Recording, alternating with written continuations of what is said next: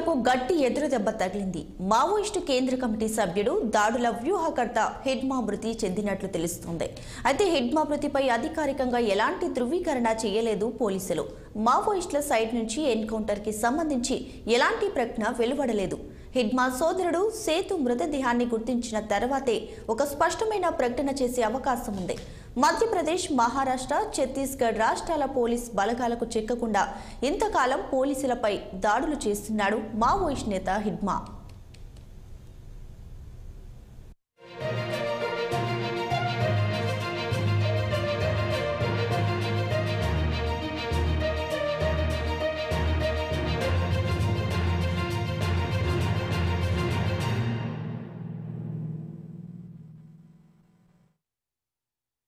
గురువారం పోలీసులు మావోయిస్టులకు జరిగిన ఎదురు కాల్పులో హిడ్మా మరణించినట్లు మధ్యప్రదేశ్ పోలీసులు సూచనప్రాయంగా తెలియజేశారు.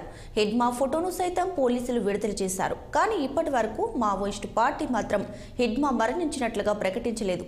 ఏది ఏమైనప్పటికీ మావోయిస్టు పార్టీకి ఈ ఘటన కోలుకోలేని నష్టాన్ని చేకూర్చిందనే అభిప్రాయాలు వ్యక్తమవుతున్నాయి.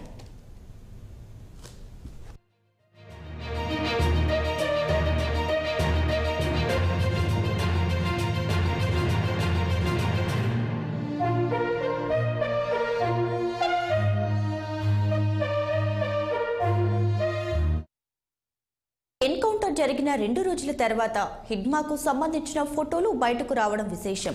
హిడ్మా చనిపోయినట్టుగా గతంలో 2 సార్లు వార్తలు వచ్చాయి. ఆ తర్వాత కొద్ది రోజులకే తాను బతికే ఉన్నానని పోలీసులకు సవాల్ విసురుతూ దాడులను కొనసాగించాడు. సుమారు 200 మంది పోలీసులు హిడ్మా చేసిన దాడుల్లో ప్రాణాలు కోల్పోయారు.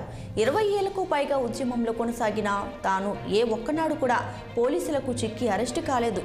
ఎదురు కాల్పులు ఉన్నప్పటికీ గాయాలైన దాఖలాలు లేవు. 23 ఏళ్లలో ఎన్నడూ కూడా ఇంటి ముఖం చూడలేదు హిడ్మా.